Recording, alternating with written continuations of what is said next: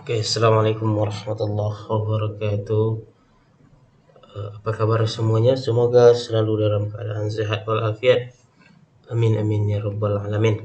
Pada kesempatan kali ini saya akan memberikan video mengenai analisis korelasi dan regresi.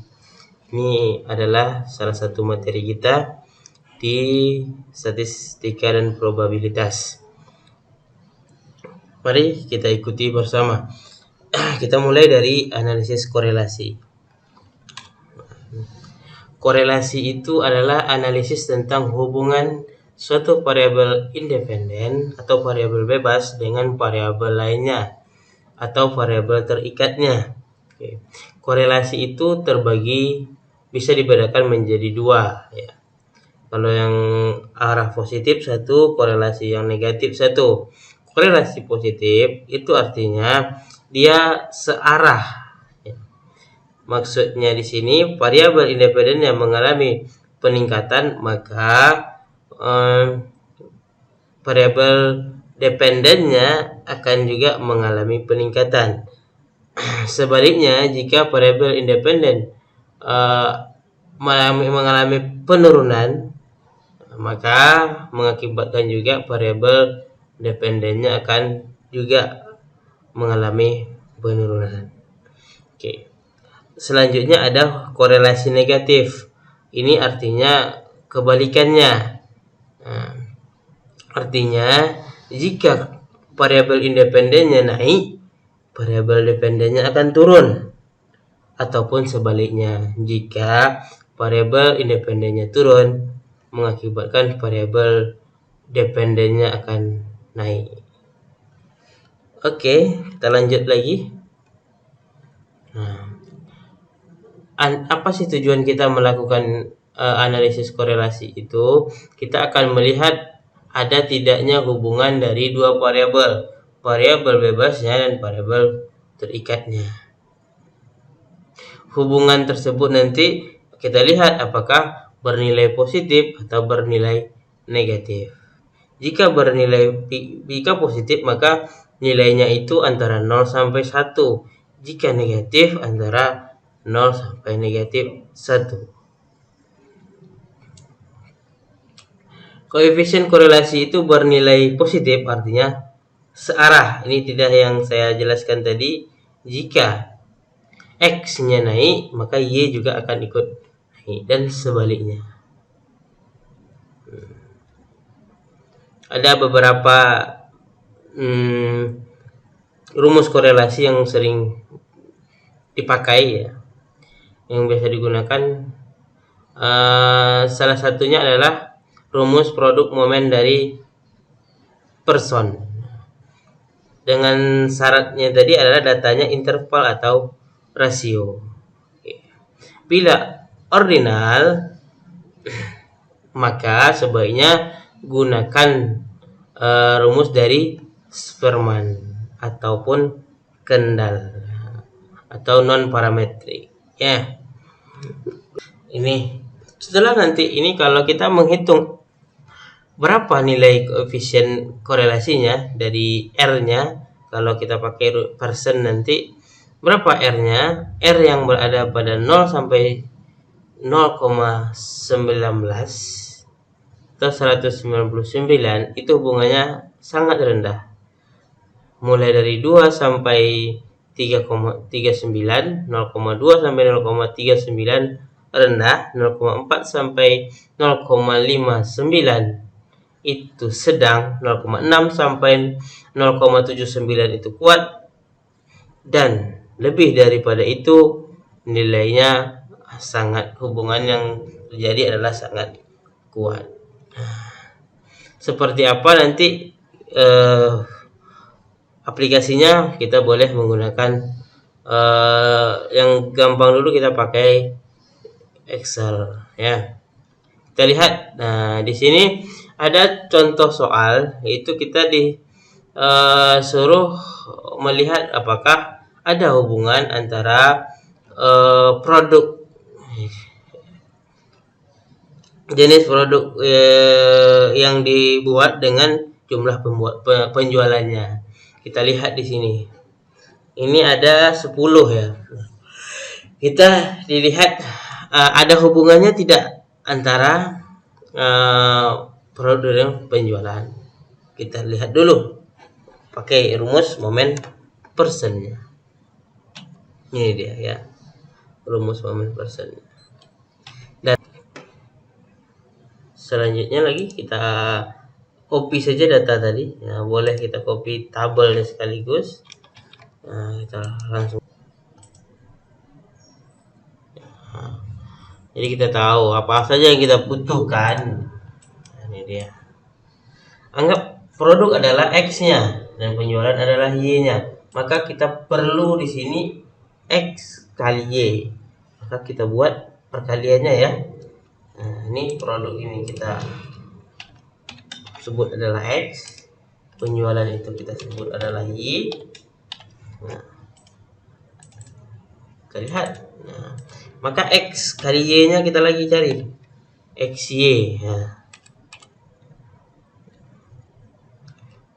X dari Y-nya. Nah, XY-nya berapa? Kita cari ya. XY ini sama dengan X-nya ini kita kalikan dengan Y. Langsung kita peroleh. Dapatlah XY-nya ini. Selanjutnya sigma X, sigma Y nanti di bawah kita buat ada X kuadrat. Nah, ada X pangkat 2. X pangkat 2. Oke. X pangkat 2 berarti X kita pangkat 2 kan. Oke. Pangkat 2 kalau di Excel copy ya. Nah, copy ini pangkat 2 artinya. Pangkat artinya. Terserah kita mau pangkat berapa nanti. Itu ya. Oke, ada juga Y kuadratnya di situ nanti. Nah, Y kuadratnya. Maka Y-nya kita kuadratkan.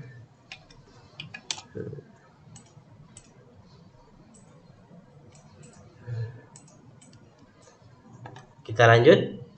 Selanjutnya dia minta jumlahnya, maka kita mau jumlahkan dari atas bawah, kita pakai sum saja. Kita tarik ke bawah, kita enter, kita tarik ke samping ya. Ini nilainya adalah nilai daripada sigma X yang dikuadratkan. Ini adalah sigma X kuadrat ya. Ini adalah sigma Y yang kuadrat. Nah, dari sini sigma Y ya. Ini sigma Y yang kita kuadratkan ya. Kita kuadratkan sama dengan ini sigma X yang kita kuadratkan. Biar lebih mudah nanti dipahami. Ini adalah sigma dari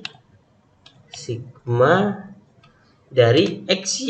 Nah, ini sigma dari X pangkat 2.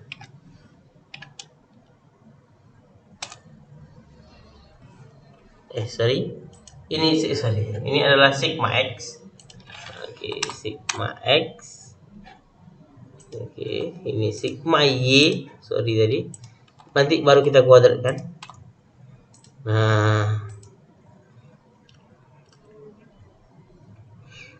ini adalah sigma Y pangkat 2. Pangkat 2. Oke. Nah. Oke. Nah, selanjutnya karena dia minta di situ X kuadrat, maka kita perlu juga nilai daripada sigma kuadrat. Maka sigma daripada X kuadrat itu, sigma daripada X yang dikuadratkan itu nilainya itu sama dengan di sini saya buat ya. Ini kita pangkatkan 2. Nah, sama, berarti ke kanannya kita tarik saja. Nah, ini A kuadrat daripada pangkatnya, ini pangkat 2 ya, daripada Y ya, dengan X lagi. Oke. Maka kita sudah dapat di sini sigma X kuadratnya. Ini X, sigma X Y sudah dapat. Ini dia. Sigma X sudah dapat, sigma Y juga sudah dapat, sigma X kuadrat sudah dapat, sigma X kuadrat ini sudah dapat, sigma X yang dikuadratkan sudah dapat, sigma Y kuadrat sudah dapat, sigma Y yang dikuadratkan sudah dapat. Kita cari dulu bagian-bagiannya satu-satu, bagian saja. Yang atas ini kita selesaikan dulu. N-nya, nah itu tadi ya. Ini bagian yang di atas ini. Nah, N-nya berarti N kali, ingat N-nya tadi 10, data kita 10 dikali sigma XY. Nah, sigma XY adalah ini ya. Baru dikurangi. Ini kalau biar jangan bingung, kita kurung saja. Sigma X dikali sigma Y. Sigma X nya adalah ini dikali sigma Y. Kita tutup kurung. Wah, dapat selesai satu. Selesaikan lagi dalam kurung yang ini saja. Kurung Kurawal yang ini. Ya, ini sama dengan N dikali. Nah, kita bukanya kurung dulu biar enak ya. N dikali, berarti 10 dikali X sigma daripada X kuadrat. Ini dia. Nah, baru kita kurangkan sigma X yang kita kuadratkan. Ini dia sigma X kita kuadratkan. Ini dia. Nah, kita lanjut lagi. Yang di sampingnya N 10 lagi sama dengan kurung 10 lagi dikali sigma Y kuadrat. Nah, dikurangi sigma Y yang dikuadratkan. Baru ini yang rumus baru di bawahnya itu adalah tanda akar ya. Berarti dikali dulu baru tanda akar. SQ itu untuk akar SQRT dari perkalian yang ini tadi dengan ini. Selesai. Baru ini kita dapat ini untuk atas, ini untuk bawah, maka R XY nya adalah ini sama dengan, tinggal kita bagi yang atas dibagi yang di bawah. Maka kita dapat nilainya adalah 0,9788. Ini kalau berdasarkan keterangan yang ada pada yang dibuat oleh Bapak Sugiono, maka tergolong kepada hubungan yang sangat kuat. Artinya jumlah produk yang diproduksi dengan jumlah penjualan itu sangat erat lagi sekali hubungannya. Semakin banyak nih karena nilainya positif, artinya nih semakin banyak yang diproduksi, jenis produk yang kita produksi, maka mengakibatkan penjualan juga akan bertambah.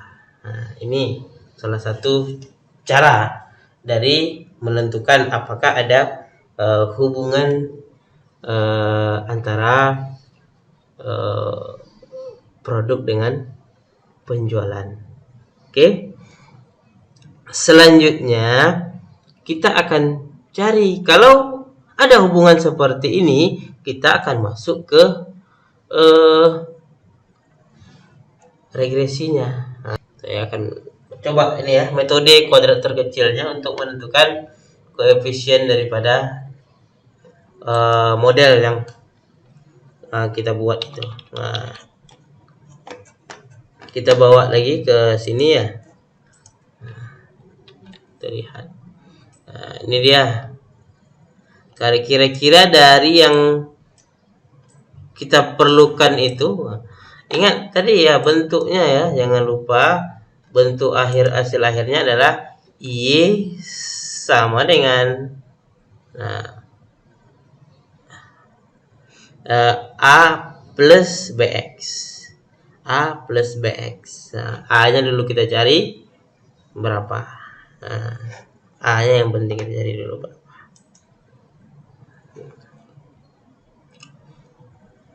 Kita tinggalkan itu, kita copy saja ya.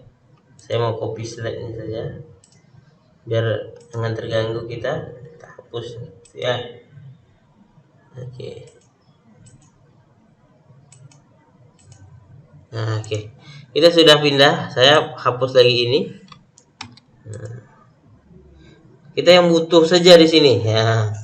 Yang kita butuhkan di situ. Kita butuh sigma X. Kita butuh XY, kita butuh N juga, sigma juga. Semuanya kita pakai ya. Nah, jadi kita masuk ke rumus saja. Maka nilai B dulu kita cari. Nilai B-nya. Nah, B-nya itu untuk bagian atasnya. Bagian atasnya adalah sigma XY dulu. Nah, sama dengan dulu kita buat sigma XY. Waktu mana dia? Sigma X kali. Nah, ini sigma XY. Baru kita kurung lagi sigma X kali sigma Y. Sigma X kali sigma Y tutup kurung. Wah, baru dia dibagi N. N kita ada berapa? 10. Wih, ada yang salah.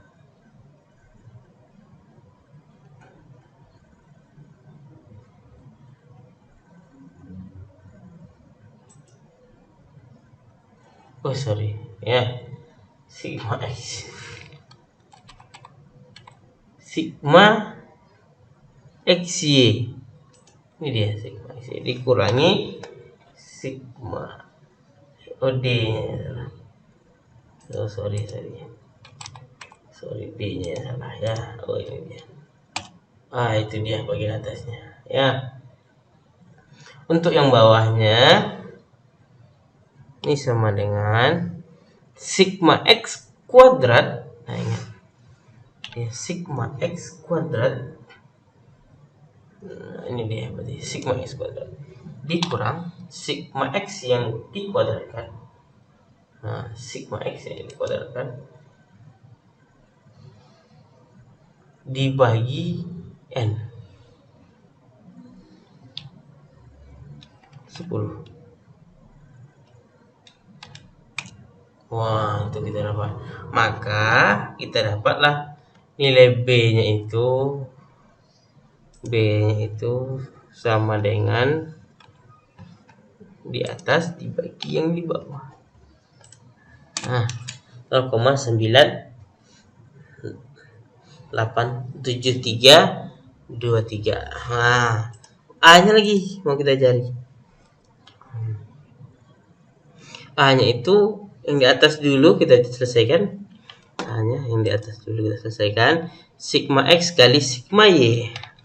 Sigma X ya, ini dia sama dengan sigma X dikali sigma Y. Nah, sigma Y kita tutup kurung. Kita kurang, buka lagi sigma X lagi. Nah, baru dikali dengan sigma XY.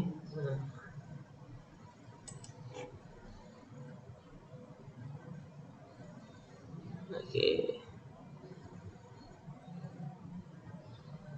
Ini tadi ya, coba lihat.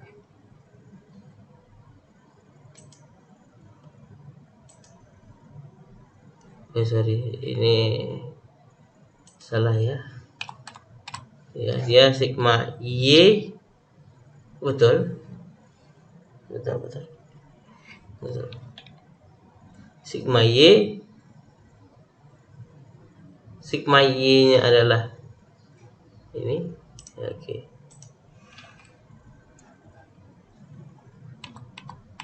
Sigma y-nya adalah itu dikali sigma x kuadrat. X kuadrat ini sigmanya. Habis itu baru sigma x ya, sigma x C 15 baru dikali sigma x Y. Oke. Itu dia dapat bagian atasnya. Bagian bawahnya sama dengan n dikali sigma x kuadrat 10 dikali sigma x kuadrat. Ini x kuadrat sigmanya. Kita kurangkan dengan sigma x yang dikuadratkan.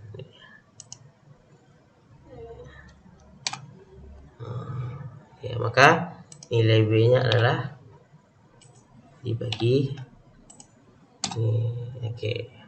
Maka model kita itu adalah maka model kita bisa buat Y.